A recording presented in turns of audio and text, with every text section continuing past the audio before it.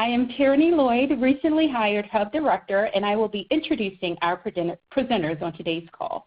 Since we want to make sure this webinar is interactive, please share any questions or comments you have throughout the session in the chat box. If you have an experience that is relevant to the discussion, please share that experience as well. The chat box is located on the left-hand side of your screen. If you do not see it, please click on the chat button to access it. So let's test out that chat box. As we're getting started, please type your name and state into the box so that everyone who is participating today can know that you are there. I will pause until I see the first person that says hello.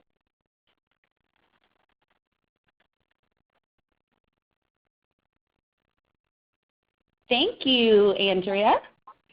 As a friendly reminder, our presenters will be highlighting the ways in which you can understand and navigate the revenue and expenses for child care, home visiting, family support, and system support, such as professional development.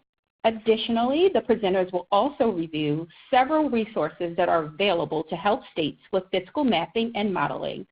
It is our hope that this webinar will be particularly useful to you as you think about the resources needed to achieve your vision for a comprehensive system that meets the needs of infants and toddlers and their families. And now, without further chatting from me, we are excited to welcome our presenters, Gina Capito and Simon Workman.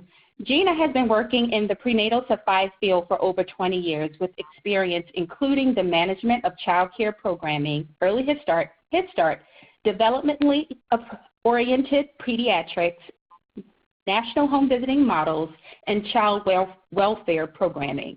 Gina brings strong working knowledge of both state and local systems, including work on policies and recommendations to ensure that systems at each level inform one another and are built in response to the characteristics of each other.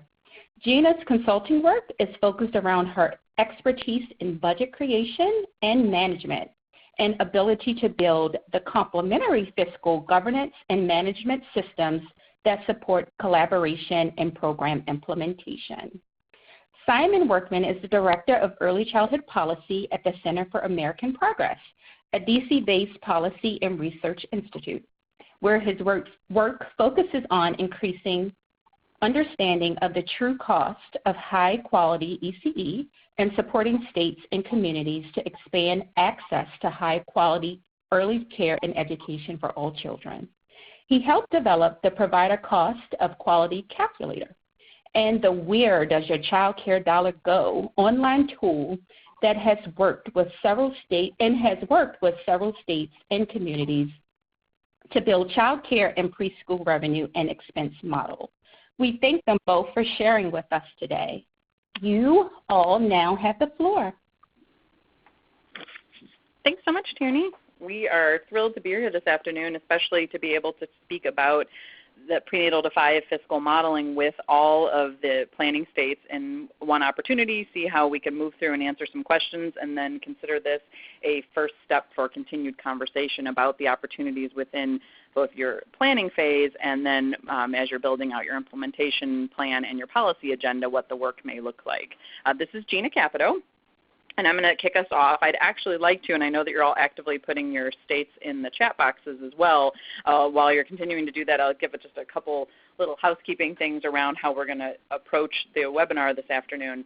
We are, unfortunately, just due to size, we do have everybody muted at this point. We do want to still encourage some interactivity, so please feel free to use the chat. The chat is actually a really great function for Simon and I because we can get a history of everything that comes in the chat. So if you have really specific questions or we're not able to cover in detail a question that you asked, then we can follow up with you by using the chat as that history of the dialogue during the webinar. So please feel free to put things in the chat. We will, though, be watching the chat and trying to integrate your questions in or acknowledge that they may be coming up later on in our slide deck.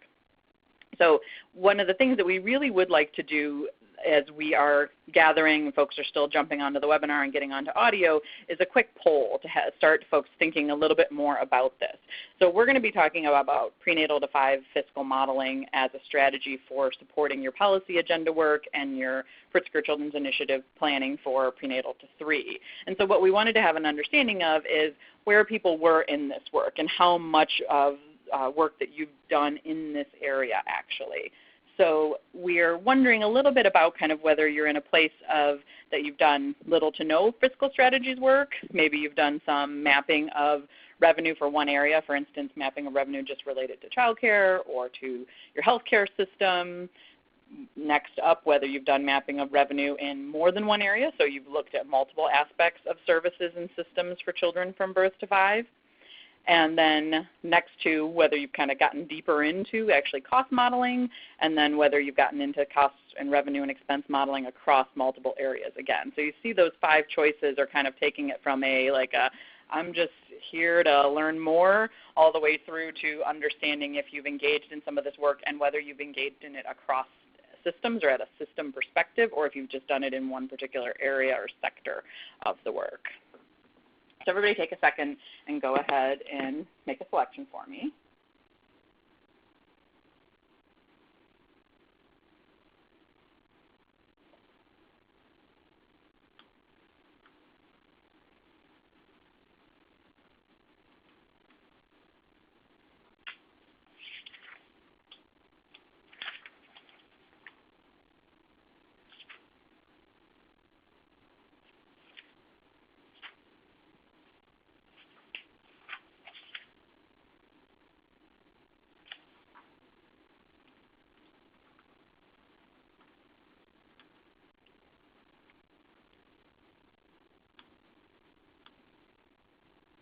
Let's see how we're doing. We've got about half of you have responded to the poll, so we'll give it one last 30 seconds.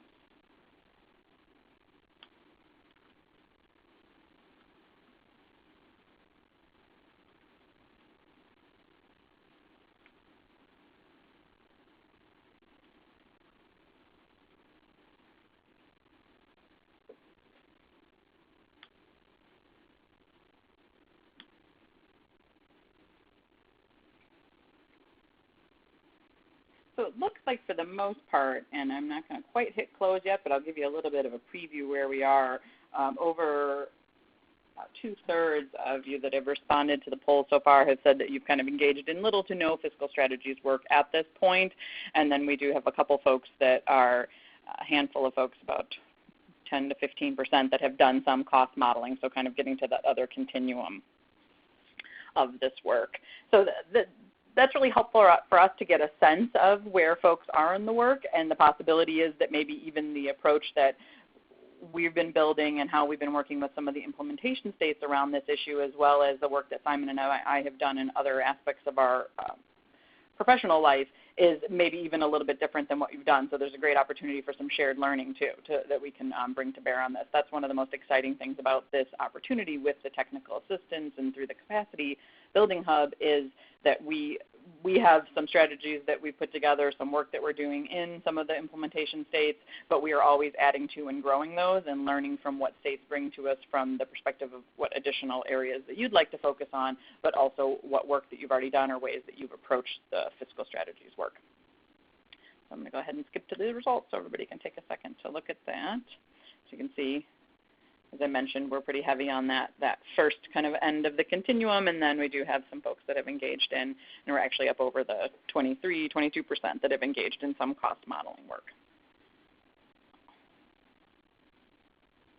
So then let's talk agenda really quick about what we're going to move through today. So in the course of working, and as a little additional bit of background, I do TA liaison with the state of North Carolina, which is one of the first implementation states in the Pritzker Children's Initiative, and they are also one of the states that is engaged in already prenatal to 5 fiscal modeling. And I specifically reference that they're engaged in prenatal to 5 fiscal modeling because they have leverage their Pritzker money to bring in additional dollars in order to do the project on a prenatal to 5 scale, because it fits with their overall state vision for the work that they're doing for early childhood. So and I think that's something that we've talked about more than once across our support for states, and hopefully is a message that you're hearing, that this is a great opportunity to really think about what you're trying to achieve for children in your state, even bigger than prenatal to 3, with that laser focus, of course, on prenatal to 3, but not to overlook opportunities to do work that affects the broader age group of children.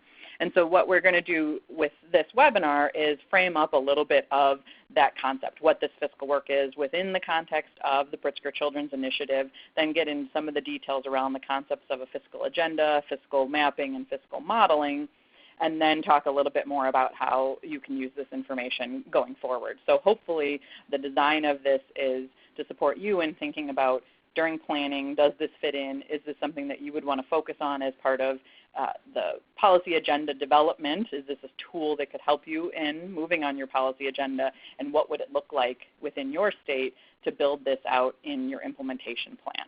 So we really have to consider that we're kind of thinking about this at 2 phases of work as you're in a planning stage moving towards an implementation plan and a policy agenda. And I know that Tierney did generous introductions for both Simon and I, but there you have both of our shining faces, smiling in some instances. And then you also have our babies. Simon and I both have a boy and a girl, older boy, littler girl. And you see our lovely children smiling there, though my daughter does look more shocked by what's happening to her in that moment, getting her picture taken. She's a little younger than Simon's daughter. So I want to reinforce the idea that as we talk about this developing of a fiscal agenda as a broad-based concept, again, this fact that the work is really happening in 2 phases within the PCI planning state process. So just in order to avoid any confusion around this, it's unlikely, and I think I can say almost with 100% certainty that it's not likely, that Simon and I would be engaged in deep revenue and expense modeling with any of you during your planning period. What we would be doing during the planning period is assessing where you are in this work, what it is that you're trying to achieve, and how a fiscal agenda, fiscal mapping, and possibly the modeling component, so going even deeper into the work, would support you in that work and what it should look like. So what we should build into that implementation plan and into your more detailed ask of Pritzker when you submit, for those of you that are submitting for that January 15th due date. So that's one, I think, important distinguishment around this idea of phase 1 and phase 2. It's actually really nice opportunity to have during this planning phase to think about, where are we with fiscal mapping and our revenue strategies work? What have we already achieved as a state? And what are our next steps, versus kind of jumping right into doing work that maybe you've already got some groundwork laid in your state and we'd be able to build upon it. So the fact that we have this kind of phase 1, phase 2 timing based on the fact that you're in a planning phase is actually really supportive of being thoughtful and intentional about what that fiscal strategies work may look like for you as a state, and then gives us the opportunity to support you in possibly facilitating some conversations with your steering committee or your key leaders, your collaborative, to help them understand what fiscal strategies work looks like, the differences, similar to what we're doing here, talking about the differences between an agenda, mapping strategies, and then modeling strategies, and the fact that these things are different and build upon each other in many ways. And then really thinking about what is it that is appropriate for your state based on where you're trying to head, and then with that in mind, what are you going to build into your implementation plan and demonstrate to Pritzker how it supports your policy agenda and how it supports you to take action on that policy agenda. So the work that we would support you with from a capacity building perspective during planning is those assessment, facilitation, building the right plan for where you're headed, and then helping you make sure that you have an idea of what the scope is of the work. So if you put it in your implementation plan and you're seeking out dollars to support it, you really have an understanding of what the scope of the work is in order to right size it. Because that's a big thing about this type of work too, is you really want to make sure that it's engaging lots of stakeholders and is a really inclusive process. As you can imagine, that a lot of times when you start doing things around money, folks get there's There's a little bit of tension, sometimes a little bit of turf, and so we want to engage you in a process as a state where even during planning, those conversations where we're answering questions, we're talking about what you already have in place, and we're doing some facilitation with you around what you could do, is an opportunity for growing those relationships and growing the trust that would allow you to engage in the process more fully as a state. So we really go into the planning phase of it with that in mind. But also with that in mind, we do want you to have some idea, and that's, again, one of the main purposes of today's webinar, is to really understand what the work is and what the opportunity is that you could do, and what some of the other states that are engaged in implementation have already started down this path and what that's looked like for them, because that's been a great opportunity through the hub for us to be building out a more comprehensive approach to thinking about fiscal agenda and fiscal strategies work. Then during that second phase, let's call the implementation, when there's implementation grants made and folks are actively working on their policy agenda and then carrying out their strategies, that would be where you'd be much more likely that then at that point you'd be engaging in that deep work of mapping of revenue, really thinking about the details of a fiscal agenda beyond the broad strokes of it that maybe you put forward during your planning period, and then possibly, if it was the right fit for your state, engaging in that revenue and expense modeling that is much, much deeper work. And at that point, that's also an opportunity for you to think about where's the right fit for how that work gets done. Does it get done by external consultants? Where do those external consultants come from? Kind of how do they reflect what your needs are in the moment as a state as well. So that's a little bit of level setting so that we're all on the same page with the differences between what this looks like for us right now and what we would be doing with you over the coming, say, 4 to 6 months compared to what would you be doing during your implementation phase. And as we move into then talking more about the concept of a fiscal agenda, this is where it does become, and I'm going to give some concrete examples of why a fiscal agenda is an important resource to have and a process that's for states to engage in and stakeholders to really engage in understanding where they're headed with a fiscal agenda, what they're trying to achieve. I'm going to highlight some things that really demonstrate how it is very hard to think about children only by a single age group. And if we think about children either as 3 to 5-year-olds or elementary school age children or only birth to 3-year-olds, there's a lot of things, and one of the major reasons why it's very important to have a fiscal agenda that is driving some of your decisions and that you're doing work to support understanding the work on your fiscal agenda. It's very hard to think about that only in an isolated age group approach. So as much as, again, we are focusing on prenatal to 3, and as a long-time birth to 3 person in our field, I am in full support of focusing on prenatal to 3, but we can never lose sight of the context of the fact that prenatal to 3 is part of a prenatal to 5 system in our states and how much the intersection of those things are critical. And fiscal strategies or fiscal agenda setting and really being cognizant of that is one of probably the most acute areas that we've seen instances where when decisions have been made for one age group, and frequently, and I'm sure folks have some examples of this in your own states or your own experience in the field, where decisions have been made, say, for preschool implementation, that there have been unintended consequences for what that's meant for the dynamic of how programming has been delivered for children from birth to 3. So this underscores the idea that those types of broader state financing decisions are going to impact the whole age span, even if we really feel like we're focusing on one particular age group. And a very concrete example of this has been in some states with the move to having more of preschool programming in school settings, oftentimes public school settings, and moving them out of community-based organizations that are delivering early care and education, that are delivering it for children from birth to 5, when those organizations have not had their access to or not been able to access state funding for pre-K in the way that they maybe had been able to previously, or there have not been as many children for them to access and serve, it made a huge disruption in their ability to balance their budget. If you know and work much in infant toddler care, early care and education for infants and toddlers, it's very expensive, infants, toddlers, and 2-year-olds, and most programs that serve children from birth to 5, they're really only able to serve their infants and the toddlers because of the fact that they are balancing the budget with the revenue, and I put that in air quotes because it's not as if we make big bucks off of preschoolers, but preschoolers do cost less dollars, and there's a little bit of likelihood of having a little bit of surplus that then helps cover the fact that they are totally in the red on their services to infants and toddlers. So you can see if you take slots from serving 3 and 4-year-olds and program is not serving as many 4s because they've been moved, say, to a public school setting, that you have right there an unintended consequence where programs have been found to have to close their infant programming because they're not able to balance their budget. They're not able to do that without having that source of preschool. And again, it's an example of just having had the conversation, right, and making sure that we're being thoughtful about where are we headed with our financing decisions and strategies as a state, and how are they affecting all children, and being really thoughtful about what we would do in a case like that. What would we, not to say that we wouldn't have made that change to how preschool is delivered, but what are we going to do about the consequence it's going to have on the delivery of community-based orgs, early care, and education. The other opportunity is that it helps us to focus on, particularly with stakeholders, the idea of truly a shared vision and the situations where, and that's an example, the one that I just gave is an example of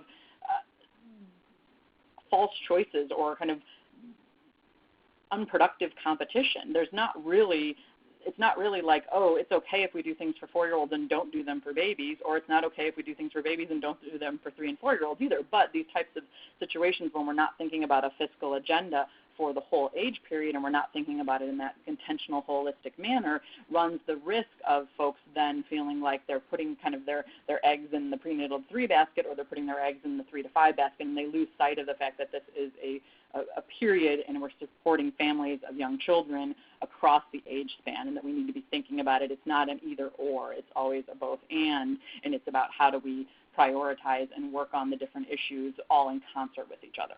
And so by having a fiscal agenda that is thinking about that big shared vision, it's doing some education with stakeholders as well, which is a critical piece, because we oftentimes put particularly our elected officials in positions where it appears as if we're pitting age groups against each other when we're having to make fiscal decisions. And so we need to really address that head on and talk about the fact that this is what we need for the whole system to function, because they're all related to each other.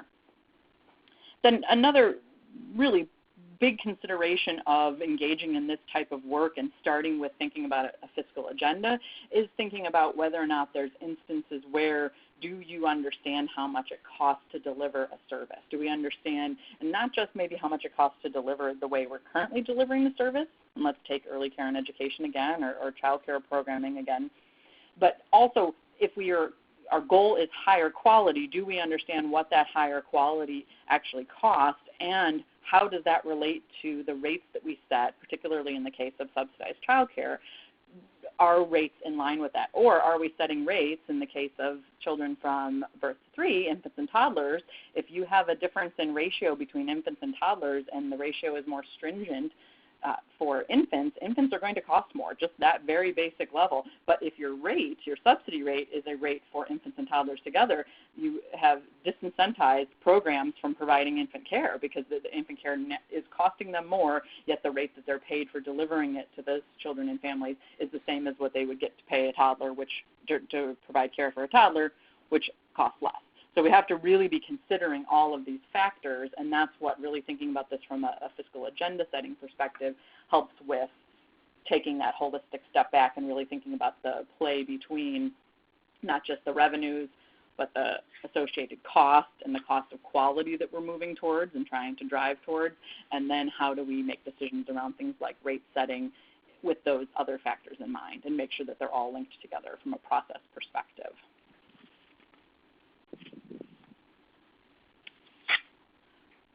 So then the next piece of thinking about a fiscal agenda then is moving towards thinking a little bit more about fiscal mapping. And I'm going to share a graphic that is from the state of Illinois. I happen to live in Illinois and spent the first 20 plus years of my career working mostly in Illinois. And so I share that to say that there's always the opportunity to talk a little bit about kind of the backyard that you work in. But I think that most states would find that their understanding or how funding is administered, and that's what this graphic talks about, is it talks about from the federal level, which is our first boxes, our first row of red is the U.S. Department of Ed, and then Health and Human Services. You see then it flowing down into multiple state agencies administering many different programs. The reality then, as you continue to move down, is that in many instances, these programs are delivered within some of the same community-based organizations and schools, and that many times because of the nature of how funding is administered, and this is one of the things that this really drives home for folks within the state of Illinois, is that there's instances where those organizations are held to multiple masters for delivering services to, in again, many instances, the same children and families and communities. And then the children and families, really the whole burden, and one of the reasons why the graphic is built this way is to show that the burden of this very complex administration of funding all the way down to how it comes into local communities is really placed on the families, because the families are ones that are having to negotiate across different programs within some of the same organizations and different programs that maybe aren't working well together across the programs, in part because of the way the funding is administered to them. It kind of all goes back to the funding to a certain perspective.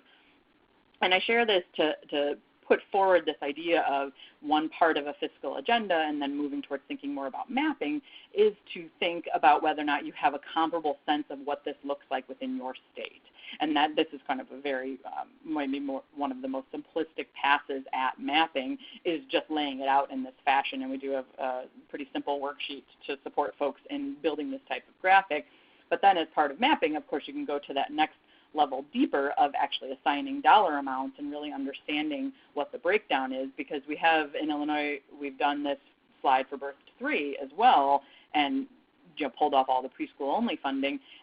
But it's really important when we talk about that, because it still looks like a lot of bullets, a lot of programs for birth to 3, but the capacity or reach of those programs are of critical importance to understand, because the last thing that we want is any sort of messaging tool to have that unintended consequence that it appears that, oh, you have all these things for children from birth to 3, what's the problem type of thing. That's not the message that we want to send. In the case of talking about this in Illinois, when it's just the birth to 3 slide, it reaches about 3% of our population of children from birth to 3. So then that's really telling to think that you have all these programs and all these different entities administering programs and working in this issue area with this age group, and they're only reaching 3% of the children. That really helps folks to understand and think about what is happening to, or to focus on how important it is to think about from a fiscal perspective, the issue of capacity and what's happening with the other 97%, because I think I can in pretty certainty say that the other 90% are not all families that are capable of purchasing the services they need and savvy and are able to get everything they need without having any publicly funded services. That's certainly not the case in the state of Illinois. So I think it's important that you think about not just a graphic like this, which does help to start to organize the question for you as a state, but also then move to thinking about scale, scope, and starting to get into some of the additional details of a fiscal mapping process, which also then supports you in thinking about what is that fiscal agenda going to look like for us as a state in order to address the current context that we have, the way things are administered, where possibly administration is actually impacting effective use of funds and efficient use of funds, and start to speak to some of those deeper questions.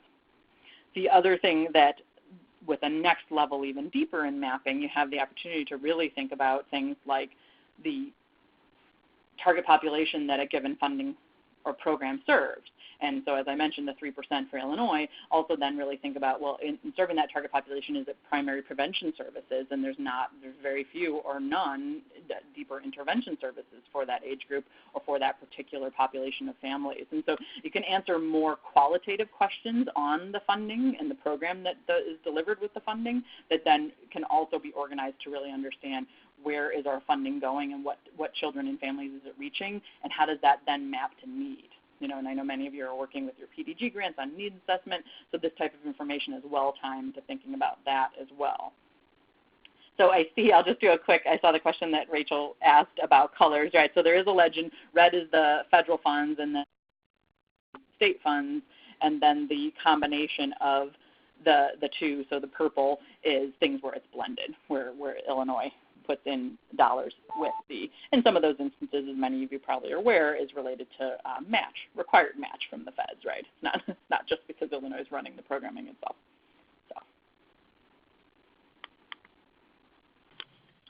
So we've also worked on. Yeah, go ahead. Sorry, Gina, this question came in about the gray that isn't in the legend, which I believe is the blue. Is that correct? Yeah, I think it's just the color's got a bit messed up. The gray. Yeah, I think this is just a formatting across different. Yeah. So there should be no. I see that now myself, and it actually wasn't even like that in the original PowerPoint deck. There's no palish gray. So sorry about that. So like that first better birth outcomes and evidence-based home visiting, those should be pale blue. Yeah, they should be state funds. So. And we've also done some of this in thinking, so for many of your states, and depending on how you're working with the communities, there's the additional opportunity to build out local and think about where local is investing in some of these areas as well, because local can be such a significant lever and support for the delivery, and has come much more work on local's role in this in recent years. So we don't want to, of course, not acknowledge that. So as we think more about some of the components of a fiscal agenda, it really does tie into some of those same variables about fiscal mapping. So this is some of the kind of decision making that we would be talking to a little bit about what may already be in place, or what are some of the definitions that you've already put in place as a state around things like the scope and the scale of where you would want what you'd want your agenda to look like. Some of our support for you during this planning period would include maybe pushing a little and having you talk to us a little bit about why you're focusing on a particular, if you're going to remain focused on prenatal to 3. Have you thought about who's doing the work on the 3 to 5 space and how you're intersecting together? So it's not that that you can't only work on prenatal to 3 when you're doing your fiscal agenda, but you want to have the answers to what does this look like? What is the comparable approach for 3 to 5, and how are we intersecting? How are we weaving together? So some of this is then really starting to set some parameters for what's going to, what is the fiscal agenda going to get its arms around, so to speak, for you as a state, and how it's going to prioritize things like vulnerable populations, which obviously is right in lockstep with the requirements that Pritzker has as part of your planning and the policy agenda and your implementation plan, how you're going to get to that 25% increase and your 50% increase of children at 200% and less of poverty. One of the things that this is an opportunity for, and again, it then speaks to the idea of education of stakeholders and having a good sense of what you're currently doing and where you're headed. So there's the map of what you're currently doing, what kind of program you're currently doing, but then the fiscal agenda along with your policy agenda is that component of where are we trying to go, though. So, you have what you're currently doing in the area of quality, but you may have some goals and benchmarks around where you're trying to get for high quality. And what a fiscal agenda supports you to think about is, of course, starting to assign some dollars to that and understanding what the all-in needs to be from not just the direct services but also the system supports. But it also is really important, and this is where the education comes into play, that there is an acknowledgement of that the state can set standards around high quality or goals around what is being supported and we're aiming for as a base of quality and access for all children and families. But the flexibility in how that's implemented, that the structure can include flexibility for some local fluidity around that and local responsiveness to how programs are implemented, the population in local communities, which models are most successful with given populations of families. And that's a really critical piece of this, so that we're not, as we're developing or thinking about things from this fiscal perspective, getting so kind of linear or driven by the numbers that we lose sight of how important it is that we set standards and focus on high quality, but that we allow for flexibility in how that gets done so that it is responsive to local communities and the capacity and opportunity of that. And one of the, and I might, so I apologize, Ruth, because I just saw your question come in. You might have been typing while I was answering, so I'll give a little bit more. Ruth asked if I could give a better example of the how in the local context, and so I'll give one additional example, and I apologize if it's just kind of like repeating the part of what's already answered there. But it really is about the idea of thinking about program standards, let's take, for instance, at a state, and thinking about the idea of birth to 5 home visiting and parenting education programming. Let's take that type of modality of programming, since we've already talked a fair amount about childcare. And that you, as a state, you might have some broad stroke program standards for what that looks like, and then what you allow for in the local flexibility is that local communities are presenting forward a plan of how the model that they've chosen for home visiting and parenting ed and the implementation approach that they're using to those models, which of course maintaining fidelity for their evidence-based examples that they might be implementing, those types of things. We, of course, are not saying that we go around that, but that local has the opportunity to say, we need, based on our community population, these 3 models, which of the 7 or 8 that are allowed in the state, these are the 3 that best match the needs of our children and families, and this is how we're going to implement with adherence to the high-quality program standards and the other guidelines that the state has put forward as a set of standards around their goals for children and families. Here's how we're meeting that with our implementation of these 3 chosen models. So it's a little bit about allowing states to understand the frame, that quality frame that's being put forward for whichever type of programming that we're talking about, home visiting and parenting ed an example, but then allowing them to really build the response to what that looks like. And in many of your communities, it's going to be what they're already doing a lot of the work, so it's going to be not building brand new things, but it's going to be maybe showing you how the things that they're already doing do demonstrate that they're carrying out state goals, and then where they need more, where they need to grow, why they need to add a new home visiting model, or they need to add more universal parenting education in order to get to more families. Whatever it is that they're putting forward when they work with you, that you're allowing that flexibility that's driven by their local knowledge and their local need and what's been successful in their local community. And so that really speaks a lot to being really responsive to the types of families that are in local communities versus a one-size-fits-all.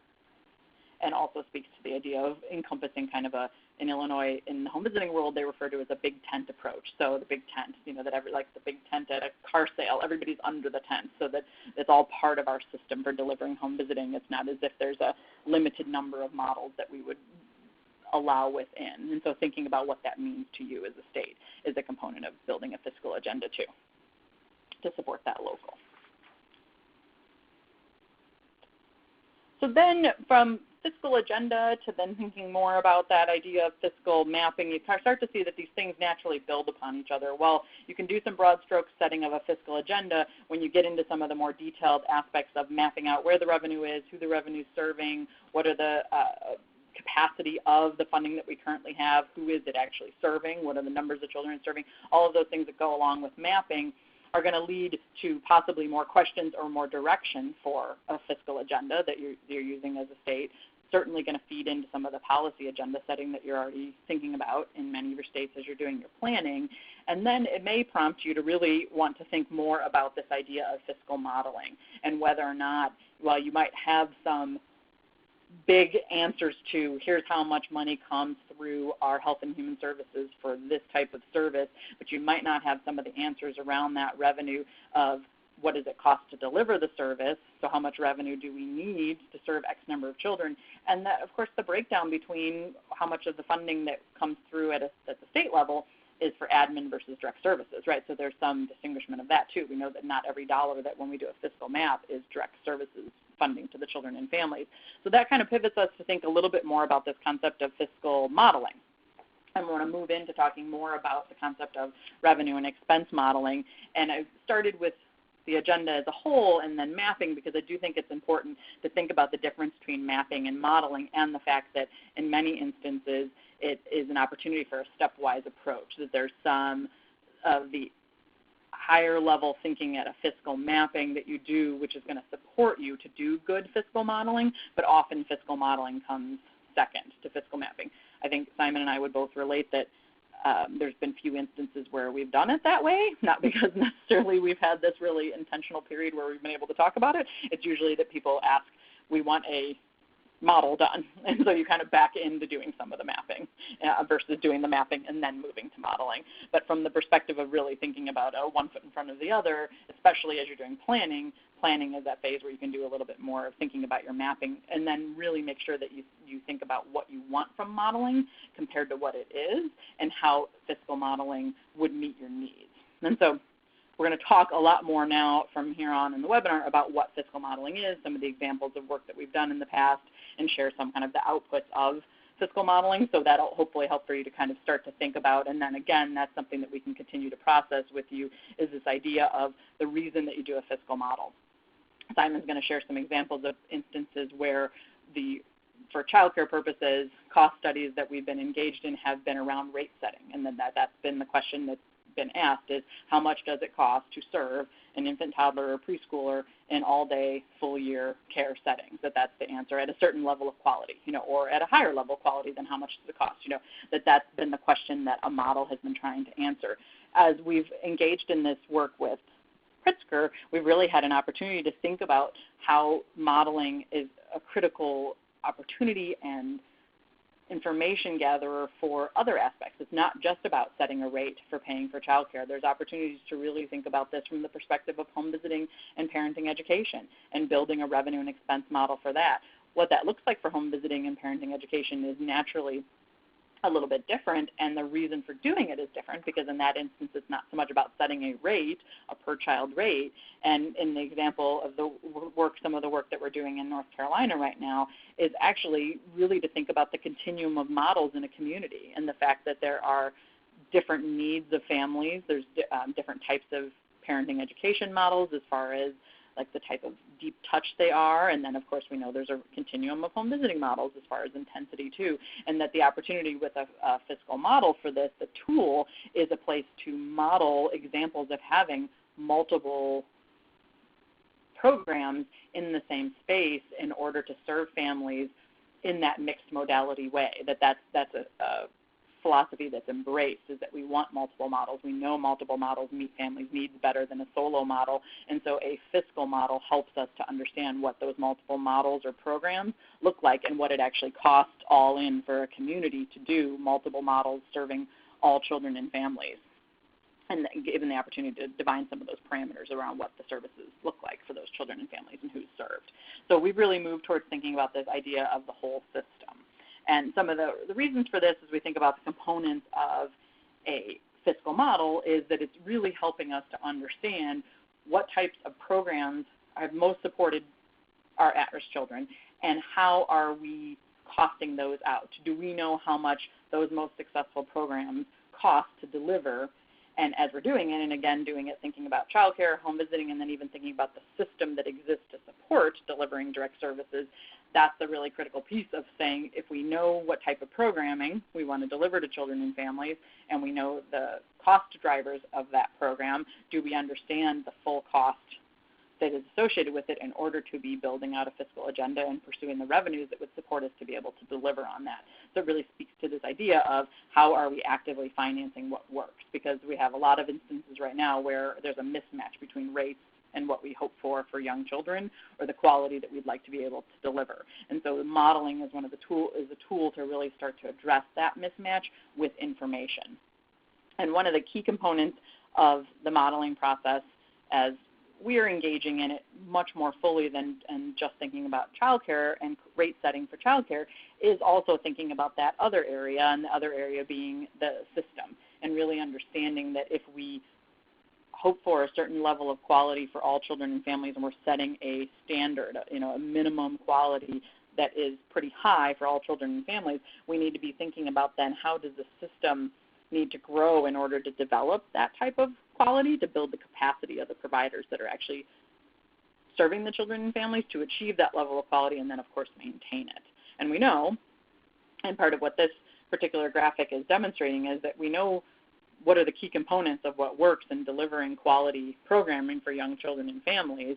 And in this particular instance, off to the right, the low teacher-child ratios and the small group sizes, while that sounds very much like a center-based or a family child care program, truthfully, if you work in home visiting or parenting education, you would say the same thing, that having a smaller caseload of children and families that you're working with, so you're able to have more one-on-one relationships and a more close one-on-one relationships with those that you do have on your caseload, makes for supporting you to be able to deliver more positive interactions with the adults, to support their knowledge and their growth, to really engage with the family and the community that they're part of. So those concepts, that kind of fundamental concept is that, and I think you all can see, biggest cost driver is related to teachers, child ratios, and the group size. And so the lower the ratio is, the more teachers that you're going to have, the more home visitors you're going to have. These things are very much interconnected, and Simon's going to give you more specifics on some of the modeling that we've done and how those things interplay. But this is a great opportunity to think about from a stakeholder education perspective why it's important to be able to answer these questions about what it actually costs, because that's what we find for the most part is that there isn't people know it costs a lot, or they may actually even be confused by, well, if it costs so much, how are there child care programs that are delivering care to children? How are there programs for children from birth to 3? How are they operating if it costs so much money? And so part of this is helping to answer a lot of those questions, to speak to the idea of the biggest cost driver, to understand that if the biggest cost driver is related to salaries and staff, then if we're talking about compensation and we're talking about qualifications, how are we actually fairly compensating? How are we working on a true living wage for the professionals, as well as supporting them to be the qualified individuals that we've either helped them achieve through other programs, or we want to help them achieve as far as qualifications.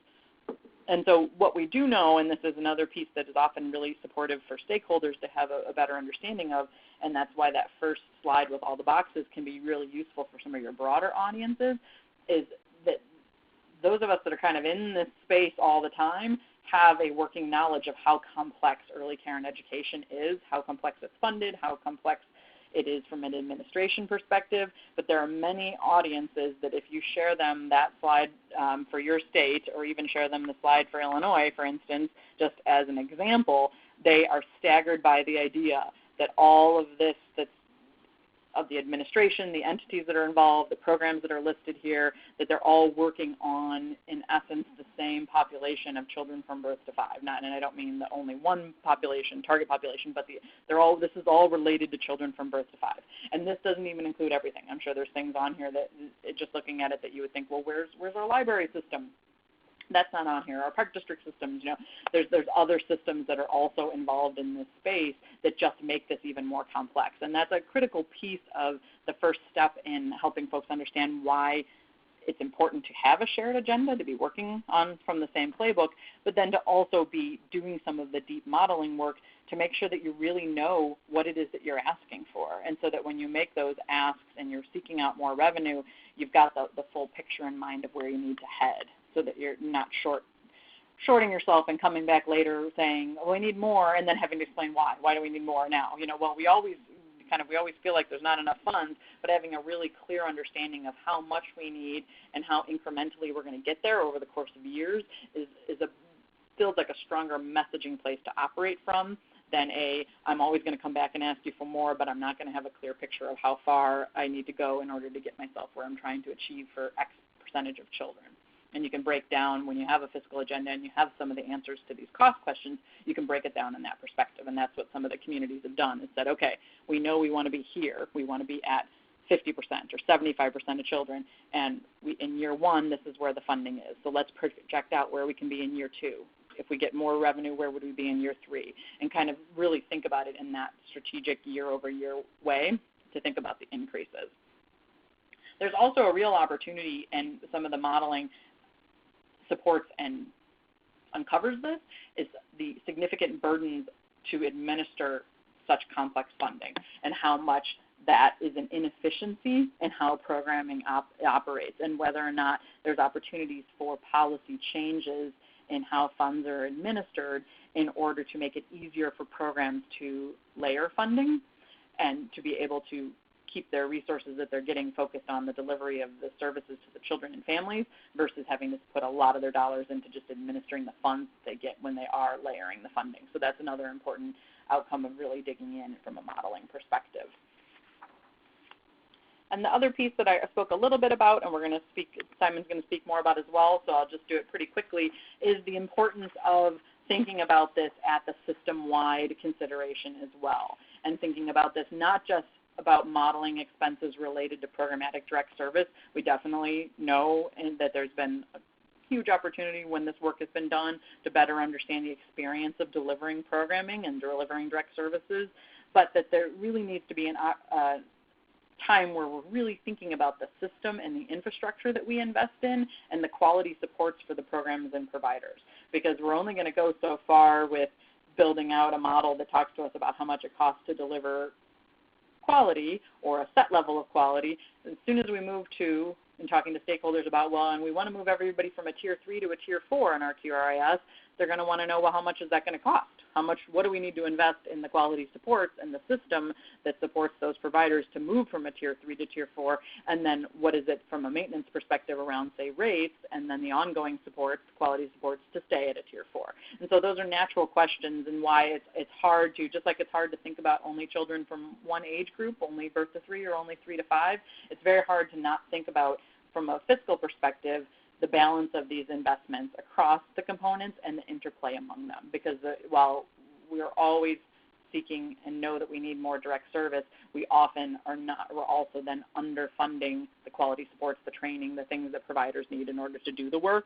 And ultimately that's where it's at, right, is where the providers that are actually delivering the care to the children and families and the services. So we need to be thinking about it. And that's one of the opportunities that we've had as part of this process, is to really then think about and build out a system-wide model. And it's something that's in progress right now in North Carolina as our pilot state, is what a system-wide revenue and expense model looks like, and how it includes all the components of a system as it looks in the state of North Carolina, which may be different than another state, with North Carolina having the Smart Start Local Collaborative. They, of course, that's a huge component of their system. Not all states have that in the same way. So that system-wide modeling is very state-to-state specific, but it's an opportunity to really think about what are those investments and how are we growing that in step with growing our direct service investments, or focusing on it from a fiscal agenda perspective.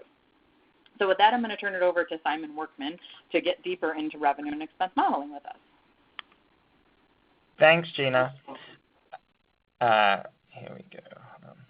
Hi, everyone. So as Gina said, I'm going to talk to you a little bit the one specific piece of the fiscal modeling, which is specifically building the revenue and expense models.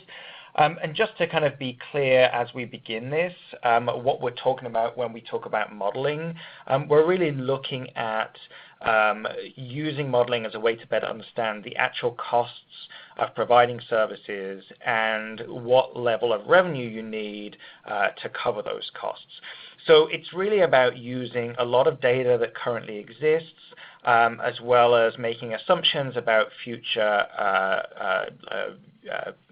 aspirations for programs and for coverage, and using that to build models. It's not budgeting. This is not meant to replace in-depth budgeting and program level budgeting, but it is allowing you to model and make some decisions and see the impact of policies.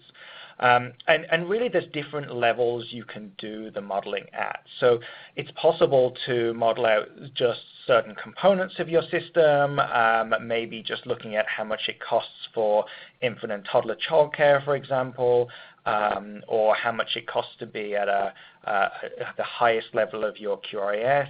But it can also be used to model all the different components of your system, and as Gina was saying, kind of then to put all those together and to look at what is the overall cost to achieve your vision for early childhood in your state or community.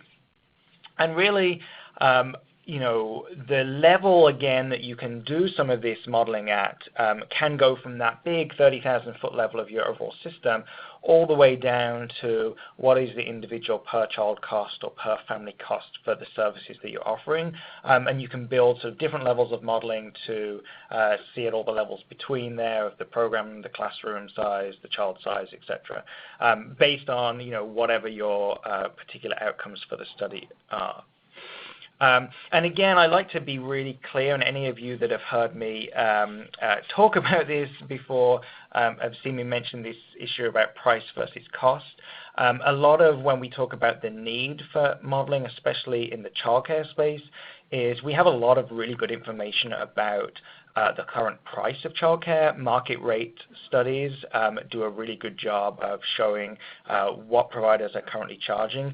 But what we know and what you probably all recognize is that that price is reflecting what the market can bear, not necessarily what families are actually paying. So, you know, it is what families are actually paying, what the market can bear, not necessarily what it actually costs to provide high quality care, both not what the providers themselves, the costs they're incurring, because maybe they've got in-kind supports, etc. But also, importantly, the current system, as we all know, does not pay teachers anywhere near enough money. So when you're setting subsidy rates based on the market rates, you're embedding in those low salaries. Whereas when you do a cost study, you can really look at what should it cost to be at the different levels and talk about a sort of a true cost of quality care where revenues can be sufficient to cover a model that we know is a high quality program. Even if that program doesn't currently exist in that exact form, you can be modeling out that aspirational point. And so the key steps, though, for all of these sort of models, the important thing is to make sure you're aligning your approach with your intended purpose. And that's a really key piece, that when you're kind of thinking about what are you doing these models for, is looking at why you're going to do it, and then picking the type of study you need to do, the type of rigor, the type of level you need to do based on that. So you see here that sometimes these studies are used for advocacy, just making the case that the current revenues are insufficient to cover the costs. As Gina pointed out on that slide earlier, where you could see all the different components of the system, and sometimes people will look at that and say, well, there's a lot of money going into this system.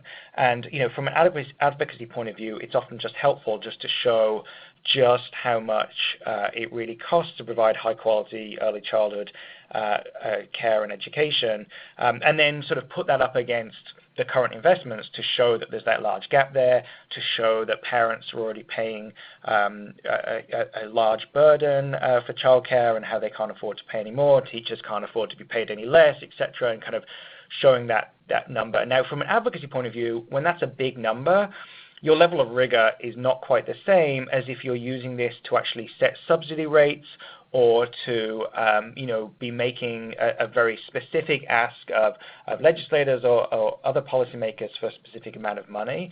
And when you're doing rate setting, you need to be a lot more specific in your modeling and make sure that we are really drilling down into all the different components of the model and really making sure that you're being much more exact.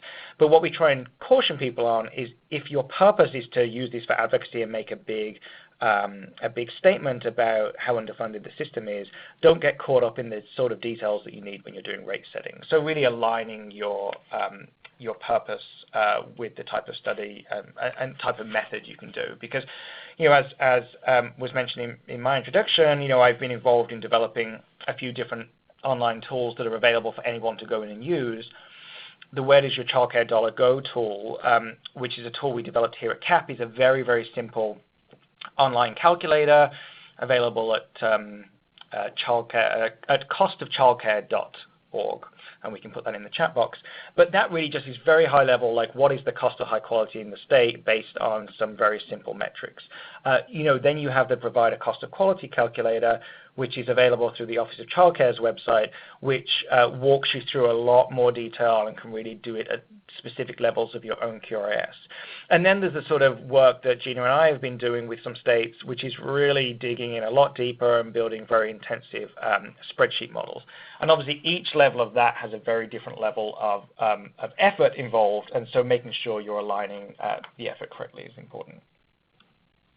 But all of these have sort of in common this idea that you have some very key principles of developing a model. And the first one is that you need to engage a really broad group of stakeholders. So it's really important that the models are not developed in isolation, that the people are actually out there on the ground, working in the settings that you are modeling out, are involved. And that means really thinking about how are you going to engage family childcare providers, how are you going to engage providers in rural communities, in maybe in communities, sort of tribal areas, if you're looking to include those in your system. Really making sure you're bringing everybody together and getting everyone on the same page. Because it's really key that when the numbers come out at the end of the study, that people are bought into that number and understand the assumptions that went into it. And that kind of goes into the second point here about having a clear definition of quality. If you're going to be saying we are costing out what a high quality program looks like, you need to have that shared definition of quality. Often that is aligned with your quality rating improvement system, and if that is a well-regarded and well sort of understood definition of quality in the state, that can be used. On the home visiting side, there's often a very clear set of standards within each model, and if that's seen as sufficient quality, then using that as your definition of quality. But really being clear from the outset that this is what we are defining as quality and this is what we are costing out, even if you know that some programs may go above and beyond that, but that being kind of individual cases and that there's a shared definition of what you are.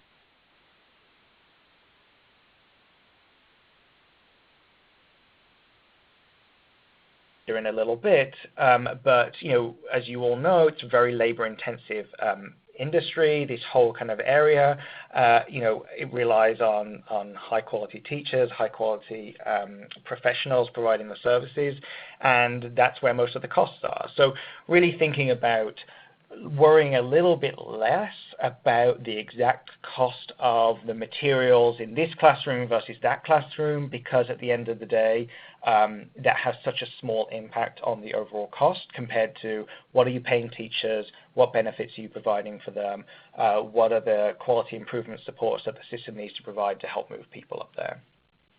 And then finally, aligning the communication of your results with your messaging.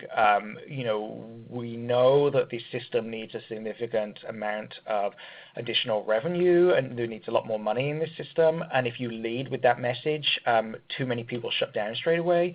So making sure you're leading with the messaging about the importance of all of these programs and why it is important to invest in it before you kind of come up with the price tag is really important.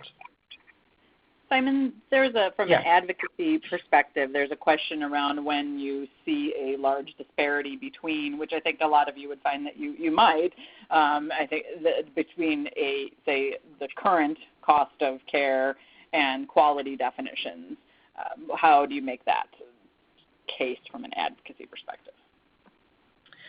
The main thing is to really turn it around and point to the salaries of teachers. We come across that a lot where people say, if we've got this high quality program that's operating right now and it's doing it at this amount of this cost, but you're telling us that really the true cost should be up there, I always turn it around and ask, how much are the teachers in that program being paid? What benefits are they being provided? What is the turnover on all of this? So, it is not to say that programs cannot provide high quality care, and we all know a lot of very good teachers out there who are doing this, but they're doing it at $10 an hour, $11 an hour, $12 an hour, and the point is to say they should be making a lot more than that for the type of work they're doing. They should be making more than that, which has all of these benefits and kind of showing that the gap is the burden is falling on the low income, predominantly female, often females of color, who are taking the burden of the underfunding at the moment. So as Gina mentioned, when we've been talking about this, it's often been very much in a childcare frame, but we really are advocating for the need for the comprehensive modeling and really looking at, especially as you all are working through your agendas, thinking about all of the different aspects that you need to be modeling out to understand the cost of the different levels. And so in the childcare area, it's really about figuring out the per child cost of providing care both in childcare centers but also in family childcare homes, which is especially important to when we're talking about infants and toddlers, because we know a lot of younger children are in home-based settings. So it's important to include them in any modeling, which has some specific pieces trying to model out family childcare costs. So it can be a bit challenging, but we have some resources to help you think through some of that.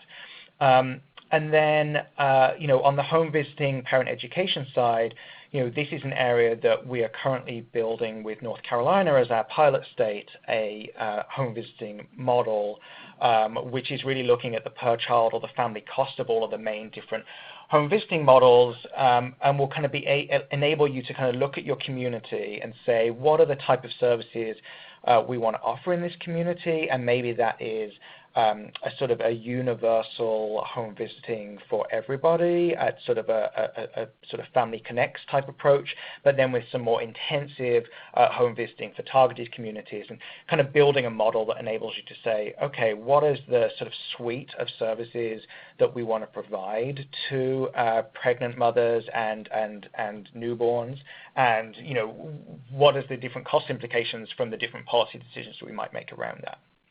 And then finally, kind of really looking at it from a total systems perspective as well, and taking the data from the childcare model and the home visiting model and kind of building it into that systems cost, but also building in all of the other pieces, like how much is it costing you to have the quality rating improvement system that is providing all those supports to help improve the quality of the programs? What is the cost of having the professional development needed, to train all the teachers to be at the level you want them to be at, etc. And really making sure that you're able to sort of see the totality of the fiscal impact that exists. And so right now, there are other sort of tools out there to do pieces of that systems model. There's a very good professional development tool out there. If you want to also integrate your pre-K costs in there, there's some good tools out there around costing out pre-K. But what we're trying to do with North Carolina right now, that will then be available to all of you, is kind of building out a way to how can you take data from all these different models that are out there and build them into one systems model to really help kind of get a handle on the total picture, not just the picture of your current of individual pieces. So on the kind of expense side, and I mean just turning a little bit to how we think about some of the revenue and expense modeling, the key is really breaking down what are your key expenses, and as I said before, kind of paying attention to where the biggest expenses are. So through the childcare cost modeling, we know that the primary expenses for childcare, which is also similar for home visiting programs, it's mostly in personnel, the salaries, what salaries you're paying, any benefits you're paying, and then the ratios and group size, which is determining, how many teachers you're having in each room, and then the caseload for home visitors of how many families that can be covered. And then just things like how many additional classroom staff you have in there, are you having any floaters, any subs, and then your support and administrative staff, and thinking about, what are the requirements for education coordinators or curriculum coordinators or intakes coordinators, etc., and how you're building that in on the cost side, which obviously has then a big impact on the size of your program, and for some of those shared costs, how they are shared across the number of children in the program becomes important.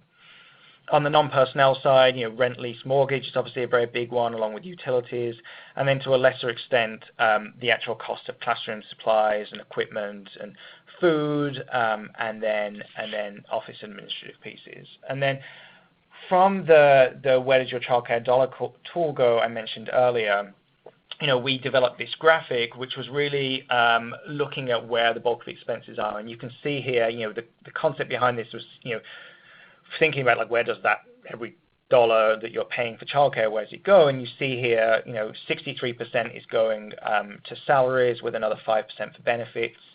Then office and administrative costs, which includes kind of overhead and sort of a little bit of profit built in, just a very small amount, is another 15%. Rent and utilities is only about 9%, and classroom materials and food about 8%.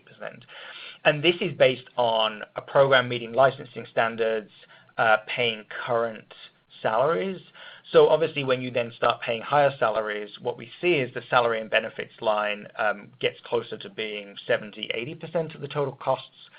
And this is just important to bear in mind when you're thinking about modeling. If 70%, 80% of the costs are on personnel, that is where you need to be thinking about spending most of your time figuring out like how are the costs varying across regions, across type of programs, etc. And then of course we want to think about quality as well, and thinking about how does quality impact the cost. Again, we make an assumption that with higher qualifications, and when you're requiring higher qualifications in certain programs, that should come with higher compensation. And this is one of those places where too often it doesn't come with higher compensation, or at least not sufficient higher compensation to keep those teachers who have got higher qualifications in the field and not have them leaving and going to other programs. So when we're building in a quality aspect of these models, we increase compensation as qualifications increase.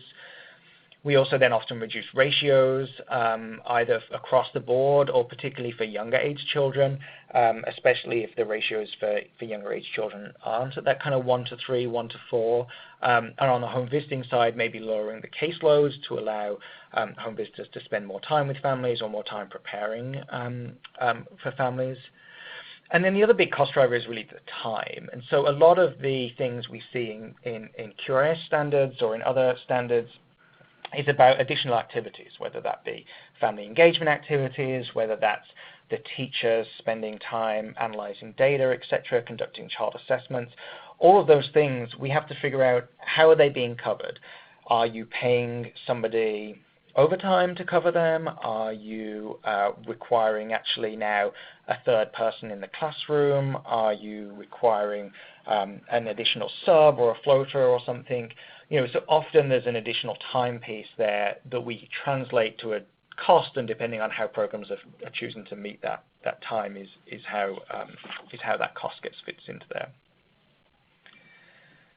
And on the home visiting side, again, obviously it's very similar. It's about the caseload size, it's the ratio of staff to supervisors. So obviously at that administrative level, the number of supervisors needed for every staff. As you're thinking about growing home visiting programs, parent educator programs, making sure you're taking into account the extra cost of the supervisors and sort of the overall intensity of the services, and sort of, it's not just how many families can somebody see in a month, but the intensity of the services they're providing to those families and the preparation for those. And again, whatever credentials or professional requirements for the staff, and assuming a higher salary for those higher credentials. So this chart, which is from the Where Does Your Child Go Dollar Go report, just is a very kind of brief illustration of how that cost at different quality levels is seen. So you can see here that first one, which is called the 123 Childcare Center in this example. This is an infant childcare slot in a mixed age program, an estimate of about $1,200 a month for infant care based on current salaries in this example. When we increase salaries and benefits to make them closer to kindergarten parity and increase some other things, better ratios, etc., you see the cost per month to a family jumped about another $1,000 to almost $2,200. But what's important to point out here is about $900 of that $1,000 is going directly to teacher salaries and benefits. So yes, the cost of the program is increasing, but that money is going into the pockets of teachers. And I think, this is where we start talking from an advocacy point of view. You start talking about the benefits of that, and what are the teachers doing with that extra $1,000 in their pocket a month pre-tax. That they are often not just going to put it in a savings account or go and buy a second home. They are going to go and use it on the economy tomorrow. They are going to go and actually spend it and put that money back into the economy through purchases, through services, providing additional financial security to their family. And that obviously has a significant economic impact for the state or community that they're in. And so we talked earlier about using the results from models to look at the sufficiency of your revenue or not. And this chart has center-based infant care over here on the left and family childcare on the right. And the darker red, pink, not sure what color we call that, is the subsidy rate in this example. So you can see that the subsidy rate here in this example is about $599 per month. Here, but the market rate is actually $628, which is just because in this example there was a newer market rate and subsidy rates haven't been adjusted yet to meet that. But the estimate from our analysis of the cost of meeting the actual licensing standards is, for an infant, is $920. And so, you can ask there, well, how come that cost is higher than the market rate? Well, that's because providers are not able to actually charge what it really costs. And, probably what's happening here is that the provider is subsidizing infant care with preschooler care, or older children after school age care, etc., where they can charge more than maybe what it costs, but that subsidizes the infant care, which helps to kind of start making that case around, hey, if you take all the preschoolers out and put them in a public pre-K program in a public school, this will have a major impact on the infant toddler providers and what they can provide. But then here's the big gap, is that it's actually the cost of meeting high quality standards, where you pay teachers at the cost of closer to kindergarten parity, you see a really massive jump. And the same on family childcare. So, again, you see the subsidy rate is a bit lower than the market rate, is a bit lower than the cost of meeting licensing standards, and the cost of meeting high quality standards, it's still a big gap, even if it's not quite as big a gap as on the center side. And that's really because of the, there's only so much additional costs you'd be putting into family childcare, because they don't have some of the overhead costs, and so the additional salaries of a director, etc., aren't built in there. And then just finally on these examples, let me just get rid of these pieces, is to kind of the point earlier about looking at all the different revenue streams you have. You can also use this data to show you how, even with lots of different revenue streams, you still are failing to meet the cost of quality.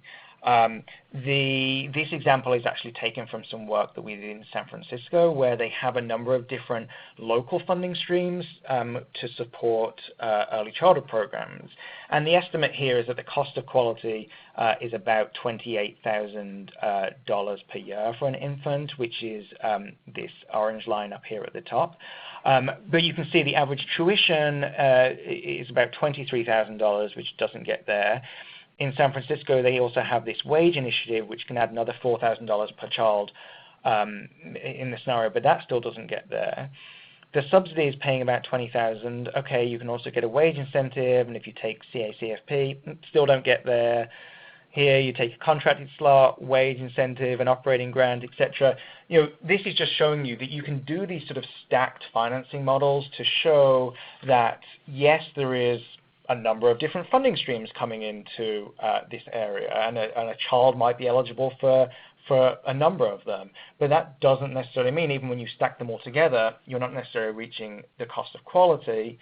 And also you have to think about it from a provider's point of view, that this provider here, for scenario 4, is having to deal with having a contract and go through all the paperwork for a wage incentive and fill out their CACFP requirements and apply for an operating grant, and think about what burden you're adding onto a provider with all these different funding streams.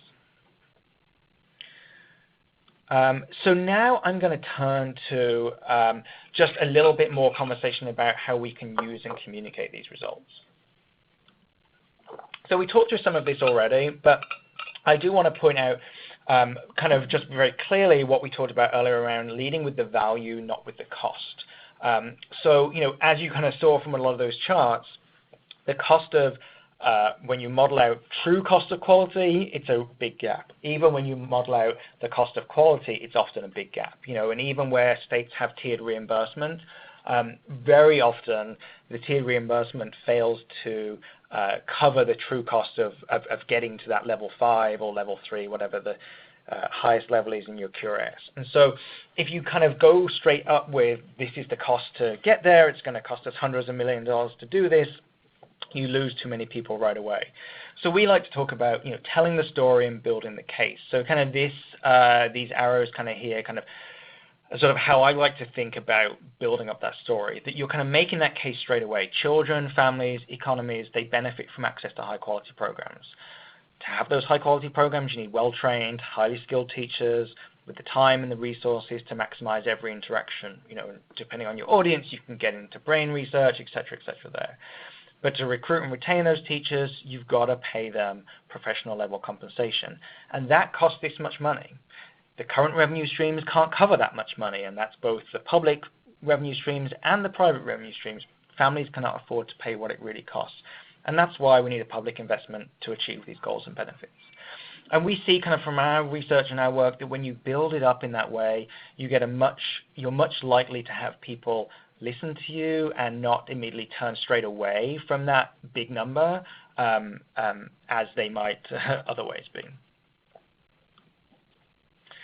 And so, this slide sort of summarizes just some of the different ways, we can talk about using this. Obviously the goal is you'd use some of this modeling to get major investments into your systems. But, you can also use, and so that can come through the way of setting subsidy rates that better align with the true cost, and maybe setting subsidy rates at different ages to align better with the actual ages, as Gina mentioned earlier. In some states where you have infant rates and toddler rates being the same, but the ratios are different, you can use this modeling to really show why you should be paying a higher subsidy rate for infants if you've got a different ratio, because you can show that direct link between ratios and costs. Again, with the tiered reimbursement, you can use it there. You can also use it to talk about ECE business support. It's something we haven't really touched on much here, but one part of modeling is you can show the impact of having things like shared services alliances, staffed family childcare networks, etc. Providing additional support to providers with their business side, and showing how you can maximize income and minimize bad debt, etc. Maximizing enrollment, all these things, the iron triangle, if anyone has ever heard Louise Stoney and Rand Mitchell talk about the iron triangle, that's all comes down to business support, and you can show with these numbers in this modeling the impact of some of those strategies. But then on an advocacy side, just using this data to educate policymakers, to educate the general public and parents about the ECE business and the finances of ECE business. I think too many of general parents who are paying a lot for childcare, especially in urban areas, just assume that childcare providers are making good money, or at least the owners are making good money. And I think you can use this to make the case of why, even in places that you have an additional investment in early childhood programs, that there is still a gap and there's still a big need, and that there's still a need to build the support for increased public investment at all levels, not just for low-income families, but also for middle-income families. And really using the data to show even on a teacher's salary and a firefighter's salary, good middle-income salaries, that families are struggling to pay for the current cost of high-quality childcare and what it should be, and certainly struggling to pay for what we know we should be providing for all of our children.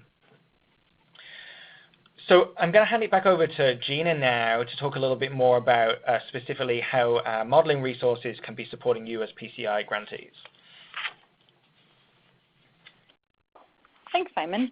So we have just about 7 to 9 minutes left here on the webinar, and some of this we did start out by making sure that kind of there's some framing of the idea that you're in a planning phase, and then there's your implementation phase, and naturally what this work looks like varies at those two different phases. So that's part of what we want to support you around. We also have a slide here coming up in another poll coming up in a slide where we want to get a little bit of a sense of where you are with, are you hoping for some facilitation during this planning phase, and ask you those direct questions so that we can start to engage more and we can start to plan out how we'd be able to support you with these initial conversations during planning, even outside of in the case, like in my case, I have a couple states that I'm assigned to support in planning, but I am supporting any states that step forward and want to talk about the fiscal strategies. Simon and I are there to support you a little bit with facilitation. So we want to understand what your needs would be in the short term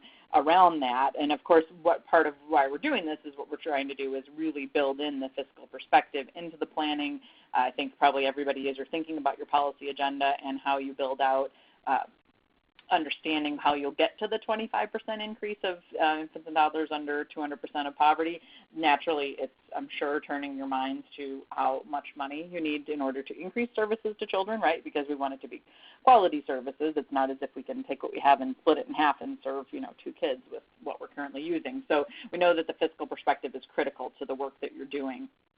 And so we want to highlight, underscore that you have this support through the Capacity Building Hub. There is a slide of resources at the end, which also includes links to the Where Does Your Child Care Dollar Go, which is in the chat box as well, but you have several of the resources that we've mentioned. There's links to them on the resource slide. And then there'll be more tools, as Simon and I have both mentioned a couple times, the work that we're doing with the North Carolina pilot. We're also creating some user guides that should be able to support you in thinking about, well, is there some of this work that we've got some in-house or in-state capacity to carry forward with things like the tools and user guides that we're creating. Part of what we can do during planning is talk about what those will look like so that you can speak to them in your plan and in your narrative. For those of you submitting for an implementation grant, that you can speak to them cogently and cover how you would use those resources, since the resources are, as the slide says, they are forthcoming. We cannot hand those over to you yet because we're in the midst of the pilot right now. And so that's a critical part of that, thinking about what that would look like in implementation. We can support you on that. So I'm going to take us to the slide with the polls for folks to take a minute, if you wouldn't mind, just thinking a little bit about what aspect of this fiscal strategies work you're the most interested in. This obviously speaks a little bit also to that just overall, like what, kind of what are you hoping to learn more about, but it does help us to think too whether there's some role for us in even light facilitation around your policy agenda in this area, thinking a little bit about your implementation plan in the area of the fiscal strategies, fiscal perspective work, understanding the work more, those types of things. So if you just take a minute, give everybody a sec. This is also an opportunity, if we could go ahead and, I know we only have about 5 minutes, but we can go ahead and unmute all the lines. So if folks do have something that maybe you're kind of struggling with, I'm not even sure how The conference has been unmuted. Feel free. But this is also a little bit of a warning, so if you're somewhere that's really noisy, now you're unmuted. So we have to mute yourself.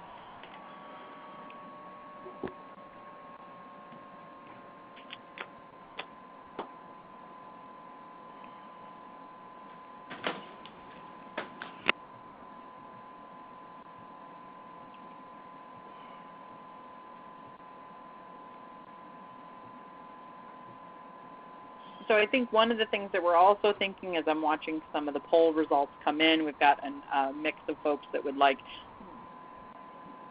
about 70% of folks would like some support around facilitation, some about half right now fiscal mapping. So there's definitely some things that we can drill a little bit deeper during your planning on these things and help you build them out appropriately and just answer your questions around what it looks like, the deeper work, and then also learn a little bit more about your context so that we can build out where you are.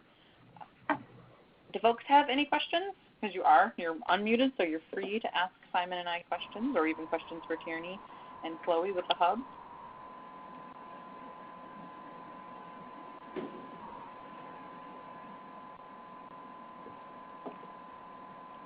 I am going to close the poll just so everybody can see the results, but if you were not able to answer, feel free to put it in the chat box if I close it too quickly, just so everybody can see where we are. So, we actually did have respondents for early intervention. I'm not sure why that one's, I think that the colors are off. I'm sorry, the colors, obviously it's late on a Friday. The bar lines are not lining up, I think because of the fact that some of the rows have more space. So that last bar, the small orange one, is supposed to be next to early intervention.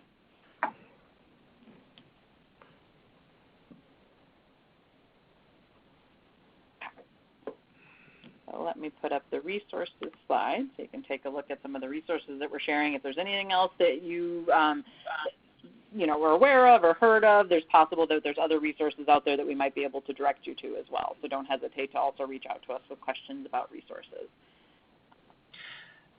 Oh, and I should note the first resource there, Conducting a Childcare Cost Equality Study, is a toolkit that we developed for PCI, and it exists on the NCIT, the National Collaborative Infant and Toddlers website, and that actually also has a lot of other resources and links to a number of cost of quality studies that have been done. If you want to kind of look at some studies that have been done, that first link has kind of an appendix at the end with some more resources on. So Ruth, if you want to try again, I see that you said you tried and it didn't. We did not hear you. You're right.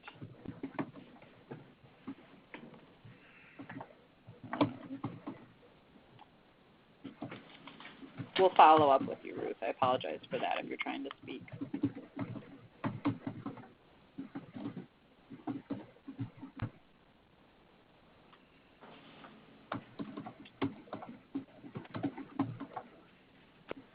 Well, thank you all for spending your afternoon with us, learning a little bit more about this idea of fiscal strategies.